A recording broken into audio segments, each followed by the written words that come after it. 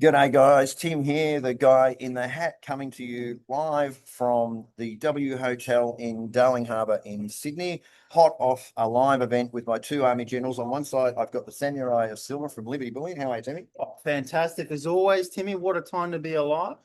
And on the other side, I've got the Baron of Bitcoin from Stormrake. How are you, sir? Feeling electric, brother. There's always something to keep your eye on when you're in the markets, to be honest. I totally agree with you. Markets are doing well today. Tell us about markets. Absolutely. So platinum up 5% last night. What a move. Absolutely incredible. Silver up 1.5% as well. So what a time to be alive on that one. It's epic, Timmy. It is absolutely epic. And my 2 cents is silver is going to make a huge move imminently. Yep, and that gets us a little closer to our boat, a yacht that we're going. Oh yeah, 50 US. I mean, 50 we're at what 36, 37 at the moment. I think we'll hit 40 within the next few weeks, and then off to 50 from there, within this year. So yeah, it's gonna be an exciting one. It's gonna be crazy. It's crazy. Bish, Bitcoin and the markets. Oh, Bitcoin. I love my BTC. It's up 4.5% overnight. We're back at just under 110,000 at the moment, trading around 109.5. It's only inevitable when we're going to set some new all-time highs. Currently, the all-time high is sitting at 112. We're just sitting a fraction under that at the moment. The breakout here is going to be biblical because we've been waiting on this. It's come up into this pocket probably about 5 times in the last 6 months. The first time we hit it was in January. We hit 108 in December. Then we came back and did 109 in January. Then we came back after a bit of a correction. We came back up to 108, fell back, 110, fell back, 112. And all that's just showing me is just constant retests of that resistance level. But once we break through, it'll be just a Mack truck all the way to 150. Yeah, I think you're right. I mean, you were very confident when we were going to Bali that we're going to see the move before Bali. Yep. The big question though, Sammy, what's triggering the markets now? Like, why are they suddenly all our favorite assets are up? What's going on? To me, it's a sign that this big, beautiful bill that's being brought through the US, so big, So beautiful. so beautiful. you know, I mean, guys, not long ago at the beginning of the year, we were talking about Doge, right? We're going to cut US government spending. We're going to rein in the deficit. We're going to balance the budget. We might even run a surplus. The world is a beautiful, great place to live. Anyway, now that narrative has changed to we're going to double the deficit from 2 to 4 trillion. And we're going to print loads of money out of thin air. And then that's going to be great for the economy. So, of course, inflation hedge assets are being bid like no tomorrow because smart money is out there preparing for what this big, beautiful bill means. So of course, our assets of choice, inflation hedge assets, are having their time in the sun as they should and as they will for years and years to come. They're going to also, there's talks about removing the debt ceiling, and they haven't even begun to cut interest rates yet. They haven't even begun. So right now they're sitting around 4.5% out of the Federal Reserve. And Trump keeps doing pot shots at Powell, calling him an idiot and all this kind of stuff because he hasn't cut rates yet. And then Powell's responding back by going, if Trump hadn't been so reckless with his tariffs, we would have already cut rates twice this year. So there's a bit of politicking going on. But just imagine what will happen to Bitcoin, gold, and silver, and of course platinum as well now, when they cut interest rates from 4.5% and they go down to 3%. They drop 150 basis points in this calendar year. Oh my Lord. Bitcoin at 200, bang. Gold, 4,000. Silver, over 50. Platinum, over 2.5, 3. It's just going to be absolutely relentless. XRP, $5, $6. Ethereum, 4, 5 grand. Bang, bang, bang. Just because they haven't even cut rates yet and we're already testing all-time highs. We haven't seen anything. Well, it also means BTR family on a yacht. Yep. Sailing somewhere into the distance. Yep. In Sardinia. That's right. And Sardinia. Sardinia. There's all these milestones. And as people know, one of the milestones was that Bitcoin reached 100,000. So we're off to Bali. Yes. And we have 70 people plus coming. This shows you that people are joining the wealth in wealth. Speaking of that, I actually had several people call me. I don't know the exact numbers, but about 4 or 5 call me to sell down some of their Bitcoin holdings, which is perfectly fine, in order to fund the ticket purchase, the flight. and the accommodation. Well, there's no ticket purchase. We don't sell the No, tickets the for. flights, the flights. Oh, sorry, Yeah, sorry, yeah, sorry. no, the tickets are free. I was going to Our say brand is we free. won't have to sell anything. Qantas isn't handing out free flights yet. No. But in terms of what I've seen is I've seen at least half a dozen people come to us wanting to come through and say, hey, I'll sell down some of my Bitcoin that they bought from me at 50, 60, 70, 80K to be able to fund this holiday, to be able to fund this time with us and to be able to learn more about Bitcoin. It's such a positive feedback. Of course, because it's more wealth is more than just a monetary thing. Now people are moving to the next level of enjoyment. Yep. You know, this idea of Bali is not so much a wealth trip. Not so much just a trip that's for fun. It's also celebrating wealth in every way. And I think people, I don't know. I 100% agree. You know, when you're in the money game like we are, you know, helping people with their money, helping people make money with their money, helping people grow their wealth. You know, it's very numbers and statistics and percentages, and you know, it doesn't get emotionally real until people tell you how that money's helped improve their lives. Right. You know, whether it's providing their children with a better standard of living, whether it's taking holidays that they previously could only dream of and never afford, whether it's buying things that they've always dreamed of buying but never had the wealth to be able to afford.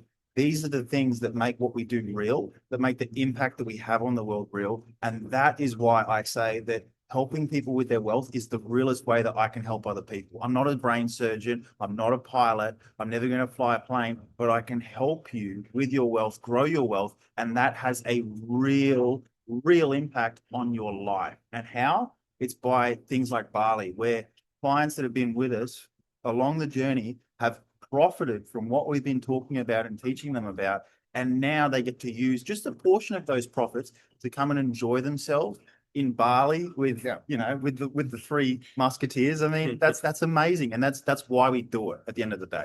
100%. All right. Last night, we went to an event in Sydney. Glorious event. A glorious event it was. And so thank you to one of the beautiful BTR family for organising that.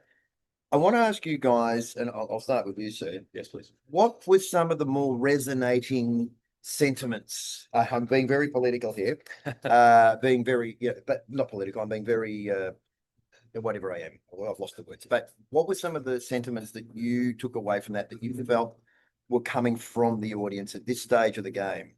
Where are they at? Where did you feel that? Because they were quite a different sort of audience to what we would normally present in front of. They were not all of them. There was a lot of fear, and there was also a lot of misplaced and misdirected anger, right? People think that their enemy and their issue is with the government. Now, I'm not a fan of the government by any means. I think that they are deeply problematic, and I hate all forms of government. I believe in self-governance and being able to be responsible for myself and my family. That's how I operate. But the problem isn't with the government. And when I said that, man, people got so emotional. They got so angry. They were like, how dare you not say our problem is with the government? I said, no, your problem is with the central banks. Your problem is with the commercial banks. Your problem is with not independent, but completely renegade institutions that set the price of currencies through interest rates and print our currency into oblivion. The Reserve Bank of Australia is not a part of the government. It's not federal. It has no reserves. It's got no assets. All that they do is just that they manipulate interest rates and then they go out and also print a boatload of currency. How reckless is that? And then when I say that's really the cause of the skyrocketing energy prices, skyrocketing food prices, the cost of living going out of control, the fact that they got a bunch of people into debt when there was zero interest rates and then jacked it up at the fastest interest rate hike in history, making people have interest repayments that they couldn't possibly afford. So all of these things shows me that the central bank is your enemy. And the biggest thing I took from that is people have this misdirected sense of anger, which is, again, I'm not saying that you can't be angry, but you got to you got to pick your battles. You got to know who you're going up against. You got to know who your issue is. You got to know who your enemy is. If you don't know who you're fighting, you got no chance of winning. It's like you're just closing your eyes and punching in the dark and just hoping to hit something, right? Our enemy is the central banks. That's who I want to take out. I despise central banks. I despise commercial banks because they are the reason for the middle class being put into abject poverty. The government doesn't help. It exacerbates the problem with terrible policies and they're the enforcement arm of the central bank's agenda. But I got to tell you guys, do not trust central banks and have no fear. This is not meant to cause you to have some sense of fear. It's meant to give you sense of empowerment that you can get ahead and you can win and you don't have to play their game. So yeah, for me, the biggest thing I got was there's a lot of fear and a lot of misdirected anger. Samuel. Look, I got to completely back Bishop on that one. There was a lot of misdirected anger and a lot of fear in the room. And Bishop, you've focused on the misdirection. I'll focus on the fear. I mean, you know, we deal with questions and, you know, valid questions all the time. What if the government were to come seize your gold? What if the government were to come seize your Bitcoin? And we talk through that. We talk through why that wouldn't happen, how it can't happen. We step out logically why. But a lot of people, they're stuck in that fear and that stops them from making good choices and therefore prevents them from profiting from said good choices. So for everybody who sat on the sidelines for the last 5 years going, well, what if the government were to take your gold? I better not buy any. You've missed out on a huge bull run in gold. And if you do the same thing for silver, you're going to miss out on a huge bull run for silver. You do the same thing for platinum, you're going to miss out on a huge bull run for platinum. And what's the alternative? Leave your currency sat in the bank account. That's even easier for the government to seize, guys.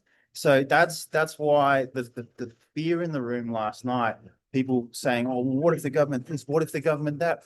Well, what if the government keeps printing money out of thin air, out of thin air, pushing up the asset prices that we love, gold, silver, Bitcoin, platinum, and you're sat on the sidelines in fiat currency doing nothing? You know, what if what has happened for the last 5 years just keeps continuing? You know, what about that fear? And people don't seem to have that fear. They seem to fear things that have never happened and, you know, extremely, extremely unlikely. So it's a funny one, you know, where people, there's a saying I really like, which is, you know, the sheep, he fears the wolf. He lives in fear of the wolf, only to be eaten by the shepherd. So, you know, you've got to have your head screwed on right here. You got to be street smart. You got to understand that, look, yeah, there's valid concerns to have. Absolutely. About the world we live in, the system, how it operates and how this is all going to end up. Absolutely. But you've got to be intelligent with what you do with that information instead of sitting in fear and doing nothing. Yeah. Imagine getting eaten by a shepherd. That'd be a shocker. Imagine that, looking after all those sheep and all this. Anyway, all right, guys, let's wind this up because Sammy's got to catch a plane and I'm very conscious of that. So we're going to wind it up. So let's get some quick so this is only a short one today. Yes, absolutely. Let's get some quick summaries. So right now we're watching Bitcoin run. This is everything you said was going to happen. There's an old saying, and I love what you guys say. You buy at the price you deserve. Absolutely. What do people need to do? And this is serious. This is getting serious now because these assets are going to become unattainable at some stage in the future. What should people do? Guys, I keep telling you, you're not bullish enough. I keep reminding you constantly, you're not bullish enough. Get out there and buy more. You do not have enough Bitcoin. None of you who are listening to this have enough Bitcoin. I say that. And Michael Saylor listens to this. Yeah. And he doesn't have it. He doesn't have enough I've Bitcoin. been buying Bitcoin for 10 years consistently. Every month, I put all of my excess income into Bitcoin constantly. It's my savings account. I don't have enough Bitcoin. I buy every single month and I don't have enough Bitcoin. I wake up every morning going, shoot, I'm so short on Bitcoin. I don't have enough of this thing. Man, I get angry at myself going, far out. I've been buying this thing for 10 years and I don't have enough, right? So this is what I'm telling you guys. Get out there, buy more and be brave, be bullish. Life is good. Don't be full of fear. Get out there. You're not bullish enough. It's not just about getting out there and buying more. It's about getting out there and living a good quality of life. Go out there, experience good quality things. Get out there, travel the world and just conquer your fears. Be bullish, buy Bitcoin and let your life become better. Sammy and I can sell you some Bitcoin if you need some. right, Yeah. Well, I think what you're saying is you're not bullish enough. That's right. And also just apologize for the sun because every time that we're just disappearing into this, we're fading into the I mean, I like the sun because it just gives me a little bit of texture to the face. So I don't mind it. No, no, it does. And you're a handsome, As all of you, Oh, as all of you boys. well, look, I'm in the older age group. Sammy, what should people be buying right now? Look, you guys, you need to be focusing on silver and platinum here. They are set to outperform gold over the rest of this precious metals bull market to come. They will do seriously huge things. Silver in particular, the moves coming within the next few weeks, guys, it is going to put up big numbers. It's already put up big numbers over the last few years, but it's going to put up big numbers imminently. Platinum, guys, platinum. If you have been watching, up 55% for the year so far, just in 2025. You need to be buying this stuff. Gold's great. I'm never going to bash gold. Gold will get you home. Gold is a great asset that will perform extremely well. And it's pumping at the moment. But silver and platinum are where you need to be focusing capital because of their extremely low valuations compared to gold. That's where the real upside is, in silver and in platinum. Absolutely. All right. Well, look, let's wind it up because Sammy's going to get anxious. I don't want you to miss your plane, Sammy. All right. Let's do our little thing here. So research. Bitcoin. Bullion. Make Make good good choices. choices. Yeah. All right, ladies and gentlemen. Again, thanks, gentlemen, for. Oh, now they're closing the line. Yeah. Thanks so much for joining the Samurai Silver from Liberty Bullion. If you haven't got gold, silver, platinum, this is the man you need to speak to. The Baron of Bitcoin from Stormrake. If you haven't got Bitcoin, this is the man you need to speak to. If you're looking for knowledge and research, to come to the channel and learn. That's it for me. The guy in the hat, Samurai Silver, Baron of Bitcoin, signing off from W in Darling Harbour on July, whatever day it is, 3rd, I think it is. Is it right? Yep, it's the third. 2025. Hope you've enjoyed this. As always, look after your health, look after your wealth, and Make good choices. See you later, everybody.